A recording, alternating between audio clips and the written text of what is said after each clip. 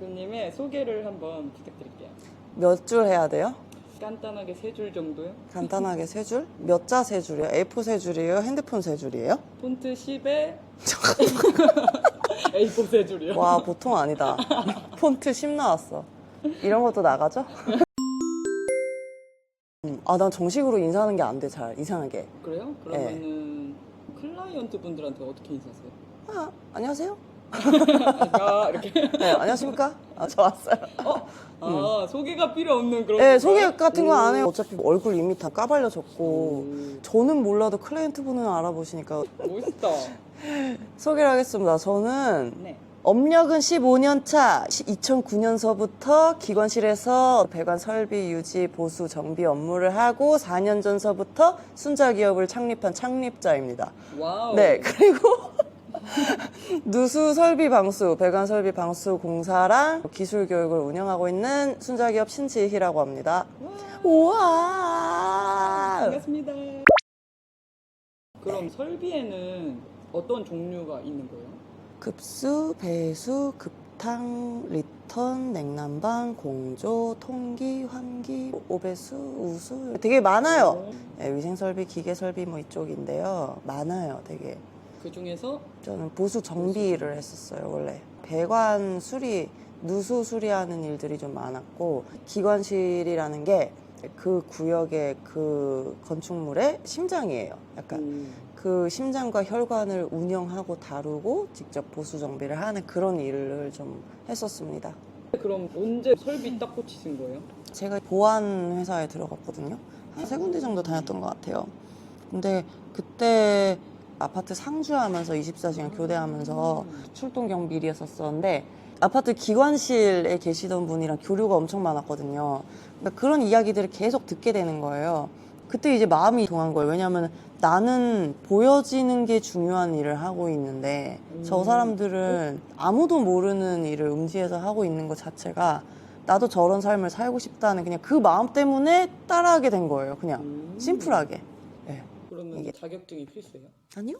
그래요? 그 업을 하려면? 자격증 필요한 거 아니야? 아, 그게 필요한 업이 있고 안 필요한 업이 있어요. 무조건 필수인 줄 알았어요. 있으면 당연히 좋은데 안타깝게도 이 중대한 일을 하는 이 설비 분야에 자격증이 필수라는 항목은 없습니다. 이게 또 물론 뭐 관공서 공사 이런 거 하려면 당연히 건설업 뭐 면허 있어야 되고 뭐 있어야 되고 이런 것도 좀 있긴 있어요. 근데 이제 일반 소비자 일들은 그게 없어요. 따져요? 네, 안 따져요. 진짜요? 네. 그래서 그래서 가격만 따져요? 네. 정확하다.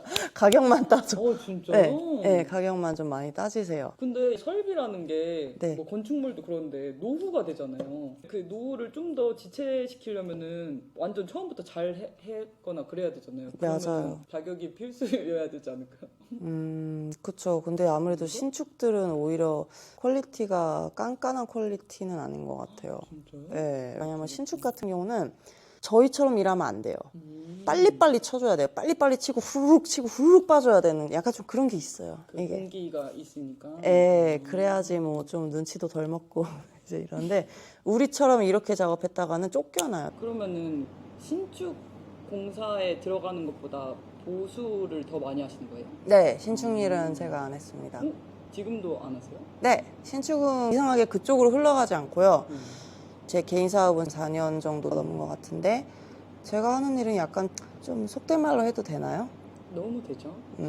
남들이 하다가 실패하거나 클라이언트가 뒤어서 업자 말맛 따나서 돈 안 되고 힘들고 더럽고 오래 걸리고 머리 아픈 공사들 위주로 합니다. 그러면 네. 아, 예, 좀 슬퍼요. 이상하게 일이 좀 그렇게 돼요. 그러면은 제 값을 받으시나요? 솔직히 못 받을 때가 많아요. 그럼 제 값은 거의 받아본 적이 없어요. 1년에 한 2번 있을까요? 진짜? 근데 정말. 그렇게 클라이언트가 뭐 데이고 되어서 왔으면은 네. 왜 제 값을 안 주시죠? 그 뭐랄까 입장 차이인 것 같아요. 저는 좀 책임이라는 게 굉장히 무게가 있다고 생각을 해서 거기에 대해서 너무 많이 쏟아붓다 보니까 기간도 오래 걸리고 기간이 오래 걸린다고 또 시간이 짧게 걸리는 거 아니에요. 기간도 남들 그냥 하루 이틀이면 대충 덮고 끝낼 거를 우리 막 3, 4일씩 걸려요. 게다가 시간도 항상 거의 야간에요. 그러니까 좋게 말하면 깐깐한 거고요. 나쁘게 말하면 정말 사업을 할 줄 모르는 거예요. 기술자 DNA밖에 없는 사람이라서 견적은 솔직히 남들보다 비싸요. 왜냐하면 기간이 당연히 기니까. 우리가 남들보다 2배는 더 많이 들어가고 2배는 더 걸리니까. 기간은 길은데 견적은 그만큼 더 높은데 제 입장에서는 솔직히 타산이 거의 안 나와요. 제 인건비도 안 나올 때가 많아요. 슬프지만 좀 그래요. 견적을 나갈 때 비싸게 나가신다 했잖아요. 네, 견적은 항상 비싸요. 근데 견적은 비싼데 네. 비싼 게 아니라는 말씀이세요, 그럼? 네, 제 입장에서는 진짜 안 남아요. 이게 생각을 잠깐 해보면 우리가 일반적으로 공정기술자라고 하거든요. 이게 타일 하시는 분, 목공 하시는 분, 도배, 장판 뭐 이런 분들 다 공정기술자잖아요.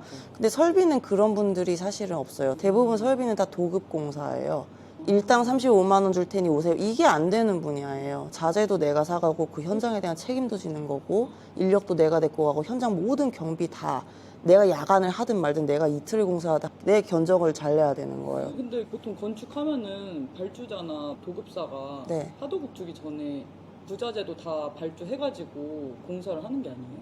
설비는 예를 들어서 가정집이라 주택이라 봤었을 때 뭐 타일을 내가 다시 덧방을 하고 싶어요. 화장실이나 테라스에. 조금 아시는 분들은 자재를 내가 사다 놓고 기술자를 불러요. 그럼 하루에 뭐 적게 하면 30만 원, 35만 원. 목수 팀장은 요새 또 40만 원 한다 하더라고요.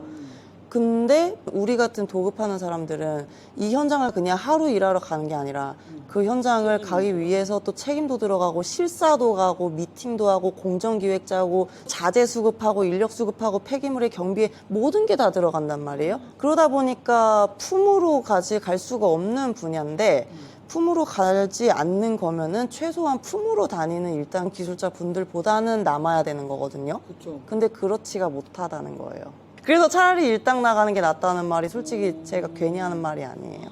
어떻게 해요, 그럼? 그냥 그러고서 하는 거예요, 진짜. 네, 속이 사는 거예요. 문드러질 것 같은데요? 사람 때문에 일하는 게 좀 커요.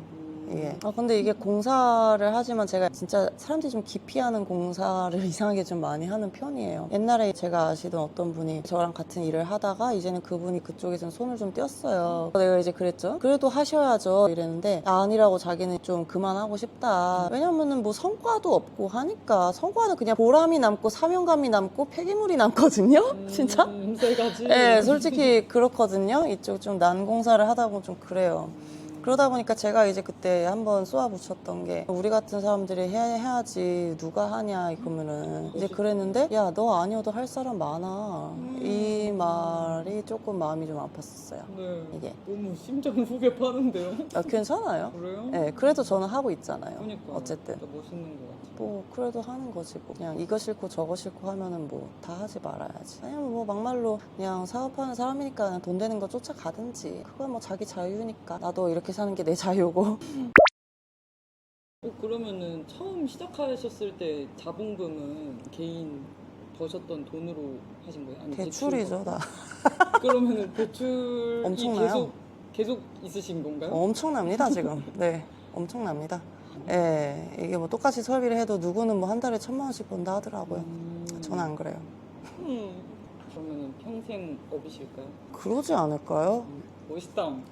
별로예요. 안 멋있어요? 요즘 세대들은 아마 이해하기도 힘들 거고 그래요? 아마 제가 안쓰러울 수도 있어요. 예. 난 가끔 내가 안쓰러워. 근데 본인은 그럴 필요가 있을 것 같아요. 그쵸. 스스로를 이렇게 다독여줘. 다른 것도 좀 해보고, 그러니까 많은 경험들을 하는 게 또 요즘 세상 사람들한테 중요하잖아요. 근데 저는 좋아하는 거에 대해서 많은 경험을 한 거는 아니니까, 물론 그 안에서 내 나름의 경험과 깨달음을 많이 찾으려고 한 건 있는데, 모르겠어요. 누가 뭐 나쁘게 말하면 외골수. 좋게 말하면은 좋게 말할 장인. 게 없네. 장인. 장인? 감사합니다. 장인이시죠. 그러네요. 그러면 창업하고 후회하신 적 있으세요? 제 개인 사업하고요? 네. 아주 잠깐씩은 있었던 것 같아요. 4년 동안 몇 번이요? 몇 번 안 돼요. 그냥 5손가락 안에 꼽는 것 같아요. 후회 가끔 해요. 저도 가끔은 해요. 이제 허탈할 때 많이 후회하죠. 그게. 보통 창업 같은 걸 하면은 그 대표실 같은 게 있잖아요. 그건 이제 큰 회사들. 제가 듣기로는 그 대표실이 왜 있냐면 우스갯소리로 혼자 울어야 돼가지고 있다고 하는 걸. 마음이 아프다 진짜. 아 마음이 아프다. 진짜. 혼자 울어야 돼서야 진짜 진짜 이해가 간다. 정말. 그래서 대표실이 풀려. 네. 대표님도 한번 고려해보세요. 저요? 공간이 없어서 아니 안 울어요. 안 울라고요? 그럼 창업해서 제일 좋은 건요? 좋은 거요? 네. 좋은 거 없는 것 같은데? 그래요? 네. 왜 하셨어요 그럼? 그냥 뜻이 있어서 한 건데 네. 좋은 거라면 뭐 어떤 게 있을까요? 약간 전에는 직장을 다니신 거잖아요. 까박까박 월급 받으면서. 하지만 모든 직장인들이 가슴속에 사직서는 품고 있잖아요. 저는 솔직히 안 그랬어요. 진짜 안 그랬어요. 근데 왜 나오셨어요? 아, 저는 뜻이 있어서 나온 거예요. 얘기하자면 좀 긴데요. 그 몸이 많이 아팠어. 30년 아팠죠. 네, 왼쪽을 잘 못 써가지고 그걸 이제 치료를 낳고 싶어서 안 가본 병원이 없거든요. 그래서 인생에 대한 그런 집착이 좀 심했었어요. 어떤 살고자 하는 그 생존 있잖아요. 네, 생존에 대한 집착이나 이런 욕심들이 굉장히 많았었는데 2018년 이후로는 제가 조금씩 좋아지기 시작하면서 그때 이제 제가 감히 생각지 못한 것들을 생각을 하는 거예요. 저는 사업을 솔직히 하면 안 되는 타입이거든요. 저도 그걸 알기 때문에 계속 생각을 못하고 그리고 몸이 아픈데 뭘 합니까? 지금 내 목숨 붙여 있는 것도 힘들었었거든요. 네, 그런데 이제 나아지면서 사람이 이제 조금 대가리가 좀 살아나니까 네, 그때 이제 다시 스물스물 이제 꿈을 꾸기 시작한 거죠. 그렇게 두 번째 삶을 다시 시작을 하면서 이제 좀 살만하니까 쉽게 말하면 살만하니까 야 이거 내가 비록 사업을 하면 안 되는 사람이지만 어쨌든 마음속에 품고 있었던 거를 인생 한 번이잖아요. 어쨌든 맞아요. 그동안 내가 살아왔던 거에 대한 한이 있는 거예요. 사실은 제 생활 리듬은 직장 생활이 맞긴 맞아요. 진짜 새벽에 일어났다가 딱 퇴근하고 또 저녁 때는 딱 자기 개발하고 이런 규칙적인 사이클이 저는 되게 잘 맞는 편인데 근데 그 내가 어떠한 일을 하거나 어떤 나의 커리어를 높이고 업그레이드를 하는 데 있어서 직장이라는 곳은 내가 아무리 날고 기어봤자 직장이라는 울타리 한 개 안 속에 있는 거다 보니까 나는 그걸 깨고 싶었었어요. 내가 갖고 있는 이 온전한 기술자로서의 마음과 어떤 노력이나 정성이나 이런 것들을 한 현장에만 국한되는 게 너무 아쉬운 거예요, 인생이. 네. 그래서 이거를 좀 더 많은 사람들에게 내가 해줄 수 있는 정성이나 기술력들을 제공을 하고 싶다라는 마음이 늘 있었었는데 그래서 사업을 시작한 거예요. 사실은 뭐 안정성이나 돈만 생각하면은 오히려 직장 다니는 게 나아요. 다른 사람들은 뭐 잘 버시는 분들이 많은데 저는 좀 그래요. 작년에 대표님의 연봉을 저도 몰라요. 진짜 몰라요. 빚 빼고 그럼 플러스가 있으신가요? 플러스요? 그러니까 왔다 갔다 하는 것 같아요. 그럼 월 매출이 빵원일 때도 있었나요? 빵원일 때는 없었던 것 같은데 다행이네요. 근데 빵원이 아니더라도 적자죠. 왜냐면 고정비가 나가니까. 고정비. 한 600 정도 지금 나가요. 그 건설업계가 미수금이 진짜 많잖아요. 아, 미수는 한 건밖에 없고요. 다행히도. 네. 이런 경우는 거의 없지 않아요? 미수금은 거의 기본으로 깔고 간다던데. 그런 사람도 있긴 한데 저도 원래 아예 제로였었어요. 근데 기존에 거래하던 거래처에서 이게 완전히 좀 돌변을 했어요. 참고로 3년지기 거래처. 같이 뭐 밤새 술도 먹고 잘 지냈던 거래처가 그렇게 되기도 하더라고요. 이게. 진짜 알 수 없네요. 지금 거의 10개월 정도 된 것 같아요. 얼만데요? 작아요. 270? 그래도 그래도죠. 그쵸? 네. 그거를 작게 생각해서 안 주는 게 아닐까요? 아, 아니에요. 뭐가 기분이 나쁘셨는지 그냥 전화도 안 받고 문자도 씹고 우리는 이미 선공정을 3일을 작업을 한 상태였는데 그러니까요. 거기에 대한 비용을 청구를 했는데 그쪽이 기분 나쁜 거를 제 입장에서는 정말 이해를 할 수가 없는 왜냐면 우리도 사실은 피해를 본 거였거든요. 그리고 그 분과의 개인적인 관계에 있어서는 그 분의 짜잘한 공사서부터 다른 공사까지 제가 정말 적자 보면서까지 많이 해줬어요. 그리고 심지어 무료로 해준 적도 2번이나 있어요. 물론 작은 공사지만. 그래도요. 네, 저는 그분한테 어쨌든 최선을 다했기 때문에 저는 그분한테 당당할 수 있는 거였는데 그분은 나의 그 당당한 행동이 마음에 안 들었던 거죠. 네, 어쨌든 그렇게 됐어요. 좀. 그러면은 보통 설비는 견적을 드리고 착수 전에 원래는 선수금 받아요. 받고 네. 몇 프로 받아요? 저희는 보통 50% 정도 받아요. 50 받고 네. 공사 다 하고 오고요? 네, 보통은 한 200 넘으면 그렇게 하고 200 안짜리면은 그냥 바로 진행하고. 만약에 업체다 이러면은 선수금을 받기는 해요. 왜냐면 처음 거래하는 거니까. 뭐 개인 주택이나 아니면은 자기 가게 이런 사람들은 의뢰인께서 어디 못 가거든요. 맞네. 네. 근데 업체 같은 경우는 본인이 의뢰해서 나한테 또 재의뢰를 한 거기 때문에 좀 위험하다고 좀 생각을 해서 착수금을 항상 받고 들어가요. 근데 설비는 그 견적 네. 진짜 다르잖아요. 그 맞아요. 업체마다. 네. 자재 때문인 거예요? 아니면 그냥 인건비? 자재, 인건비 비슷비슷해요. 그 사람이 생각하는 공정의 구상이 차이가 있을 거예요. 대표님 그럼 그 의뢰하면 어떻게 진행하세요? 절차는 일단은 의뢰가 오면은 그 현장에 대한 자료나 사진이나 면적이나 이런 정보들을 전화로든 아니면은 자료를 나한테 달라 하든지 두 가지 방법을 통해서 해요. 그 자료 전송조차 하지 않으시는 분들, 무조건 와달라고 하시는 분들은 저는 솔직히 안 가요. 네, 갈 수가 없어요. 왜냐면 저같이 공사하는 사람이 어디 현장 하나 가려면 제가 동네 장사만 하는 것도 아니고 다 원거리만 다니거든요. 반나절이 일단은 들죠. 그리고 또 공정 구상하고 미팅하고 하려면 나는 그 현장을 위해서 솔루션을 위해서 나는 하루라는 시간 투자를 하는 건데 거기에 대해서 사진 찍어서 자료 보내는 것조차도 안 하시는 분들은 솔직히 안 가는 게 낫습니다. 최대한 상담을 먼저 하고 그 다음에 제가 생각하는 공정에 대한 구상을 먼저 해드려요. 여기에 어떤 리스크가 있고 원래 구조적인 면이 이런데 지금 이게 잘못돼서 이런 건데 어쨌든 지금 사용을 하셔야 되니까 어떤 원리로 보수를 하는 게 나을 것 같다 하고 그러니까 그 현장에 대해서 완전 간파를 해야 돼요. 네, 구조적인 걸 알고서 그걸 고지를 하고 우리는 이렇게 할 거야 라고 하면 대부분 비싸대요. 근데 또 부작용도 있어요. 제가 얘기해준 어떤 솔루션에 대해서 그걸 토대로 다른 업체에 그러면 이제 열받죠. 네. 많이 있었어요? 종종 있어요. 네, 종종 있어요. 그럼 어떻게 해요? 그냥 어쩔 수 없지 하면서? 뭐 어쩔 수 없죠, 그거는. 네. 그래서 그거를 조금 간소화하려고 요새 좀 준비 중이기는 해요. 그걸 이제 말로 설명하니까 너무 힘들어서 저도 이제 소비자용 자료를 좀 준비하고 있기는 해요. 지금 인생 목표가 일단은 순자기업밖에는 없어요. 일단 기술자 DNA 99.9%에서 한 80% 정도로 사업자 DNA를 분배를 좀 해서 왜냐면 제가 항상 서러웠던 게 내가 그 연구에 몰입할 만한 시간과 비용과 이런 경제적인 뒷받침이 돼줘야 되니까 그게 너무 슬픈 사실. 누가 투자해 주는 것도 아니고 내가 내 스스로 비용 모아서 뒷받침이 되는 배경을 좀 만들어서 그 베이스로 그걸 다시 또 연구에 또 재투자해서 그렇게 해야지 뭔가 좀 원하는 삶의 목표를 이룰 수 있으니까 그래서 매출을 고민해야 된다는 게 제일 고통스러워요.